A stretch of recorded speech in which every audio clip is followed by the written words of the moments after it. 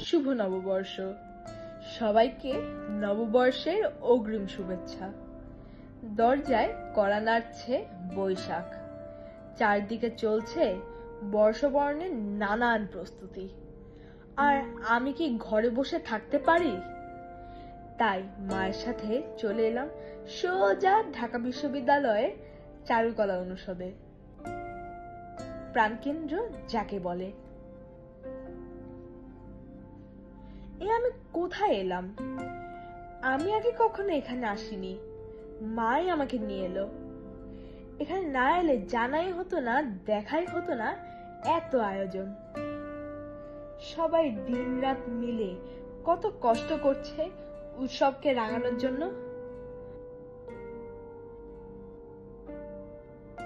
চলো আর কথা না, ঘুরে দেখি।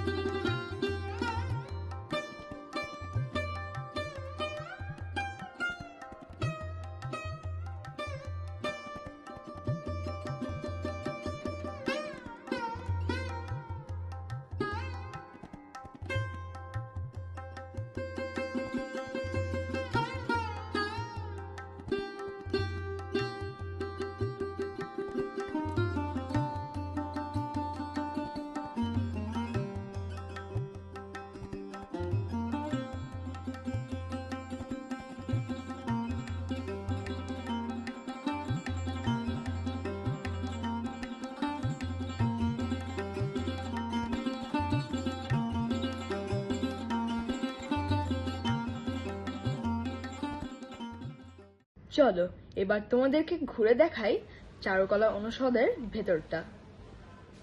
ভেতরে প্রবেশ করলেই নিচতলায় চোখে পড়বে আকর্ষণীয় দুটো গোলাকার গ্যালারি।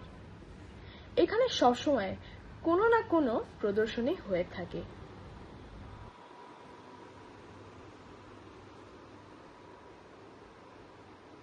আচ্ছা, তোমরা কি জানো এই প্রতিষ্ঠানটি কার হাত ধরে কবে প্রতিষ্ঠিত হয়েছে? বলছি শোনো। 1948 সালে শিল্পাচার্য জয়নুল আবেদিন স্যারের নেতৃত্বে প্রতিষ্ঠিত হয়, যা ওনার স্বপ্নের প্রতিফলন বলতে পারো।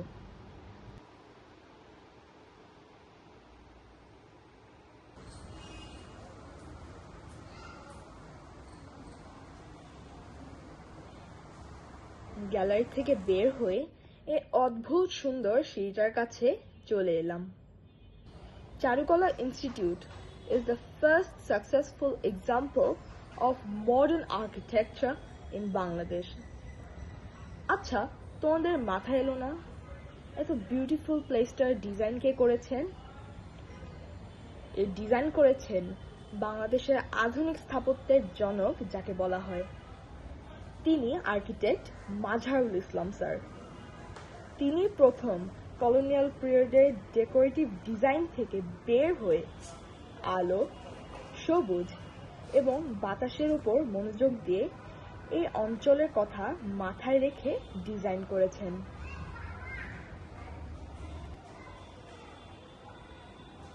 চারুকলা অনুষদের পুরো নকশাটি তৈরি হয়েছে গাছপালাকে কেন্দ্র করে। এই এলাকায় আগে থেকেই অনেক পুরনো বড় বড় গাছ ছিল। স্থপতি মাজহারুল ইসলাম স্যার এমনভাবে ভবনের নকশা করেন যাতে একটি গাছও কাটতে না হয়।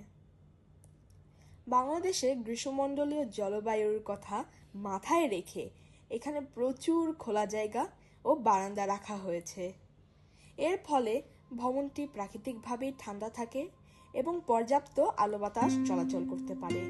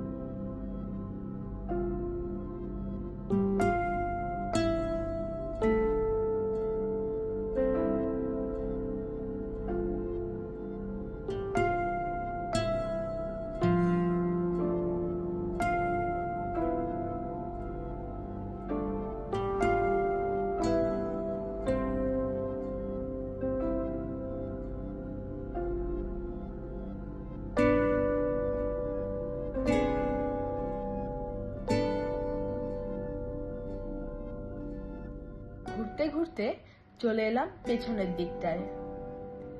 আরে, এ তো দেখি গহীন অরণ্য, আবার একটি পুকুরও আছে। আমি আসলে ভাবতেও পারছি না শাহবাগের এত কাছে এত অদ্ভুত সুন্দর পরিবেশ।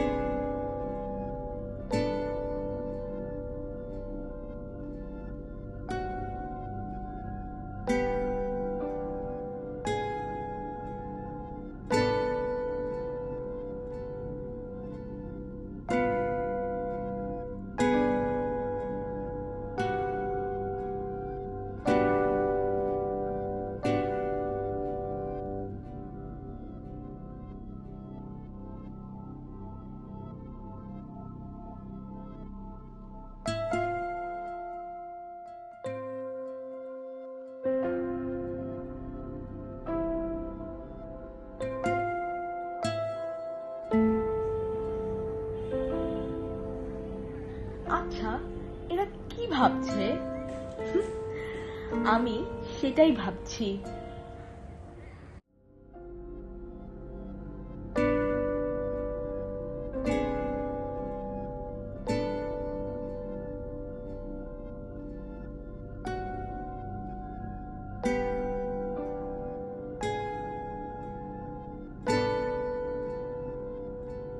তোমরা কি এই গাছটি চেনো? আমি কিন্তু চিনি না। যদি চিনে থাকো আমাকে লিখে জানিও। আর এটাও লিখে জানাবে আজকে এত সুন্দর পরিবেশ তোমাদের কেমন লেগেছে। আমার তো দারুণ লেগেছে। তো আজ এ পর্যন্তই, বিদায়।